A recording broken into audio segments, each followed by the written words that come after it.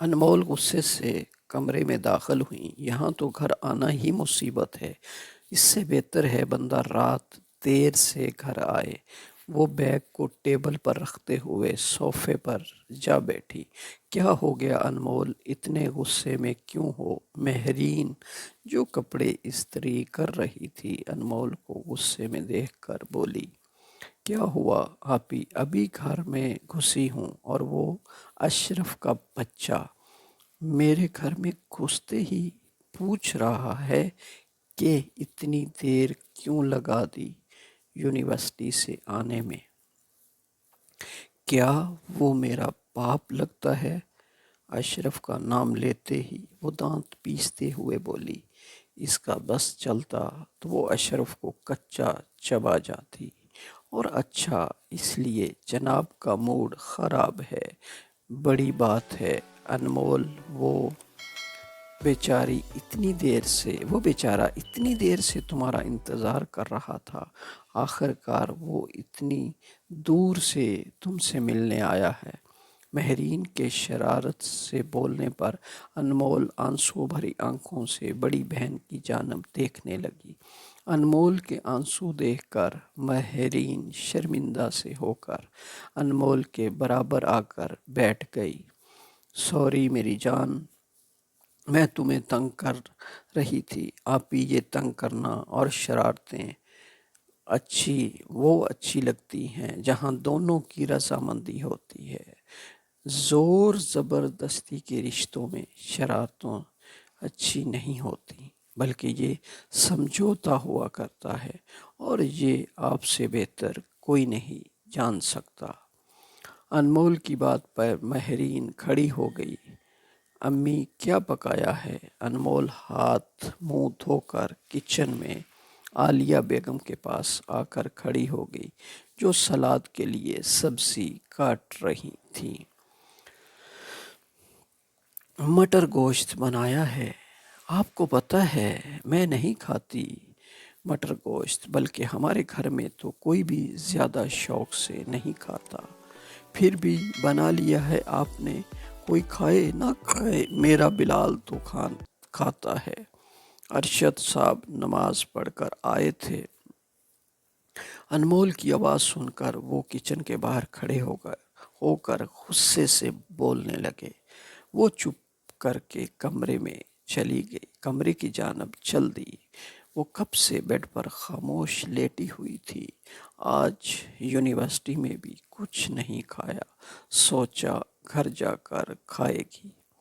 آہٹ پر چونک کر دروازے کی جانب دیکھنے لگی۔ عالیہ بیگم دودھ کا گلاس لیا اس کی جانب آ گئی۔ میری بیٹی نے کچھ بھی نہیں کھایا، اور یہ لو روح افزا ملا کر لائی ہوں اپنی گڑیا کے لیے۔ عالیہ بیگم اس کا ہاتھ پکڑ کر بٹھانے لگی۔ امی، میرا دل نہیں ہے، بھوک نہیں ہے، ماں سے جھوٹ بولتی ہو، میں جانتی ہوں میری بیٹی نے آج کچھ نہیں کھایا۔ ماں کی بات پر وہ شکوہ بھری نگاہوں سے ماں کی جانب دیکھنے لگی۔ آپ کو کیا، آپ کی اولاد تو بس بلال ہے، ہم بیٹیاں تو عذاب ہیں آپ کے لیے۔ عالیہ بیگم کی آنکھوں میں نمی لیے ہوئے بولی، سب کچھ جانتے ہوئے بھی پوچھ رہی ہو؟ وہ بیٹھ گئی، ماں کے ہاتھ سے گلاس لے کر پی لیا، بیٹی کو پیار کرتے ہوئے چلی گئی۔ وہ دوبارہ بیڈ پر لیٹ گئی، سونے کی کوشش کرنے لگی، مگر نیند بھی نہیں آ رہی۔ تھک کر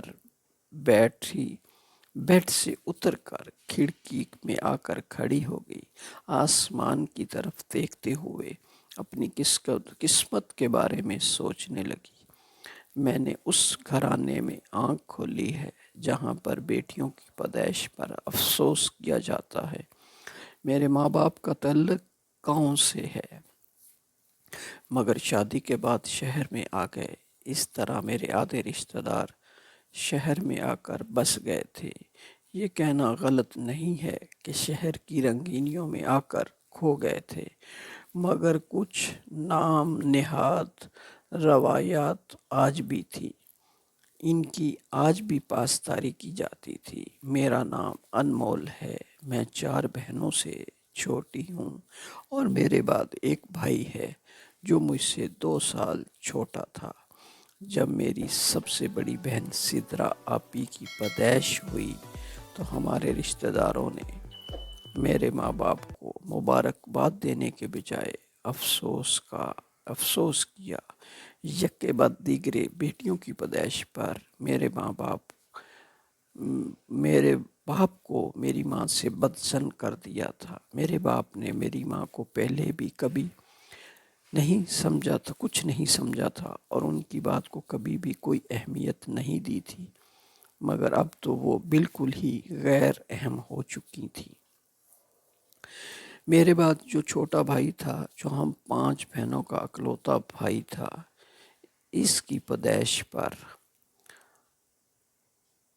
میرے گھر میں جشن کا سماں تھا اور اس دن ہم بہنوں کو ایک کمرے میں بند کر دیا گیا تھا تاکہ ہماری نحوست کے سائے ہمارے بھائی پر نہ پڑے۔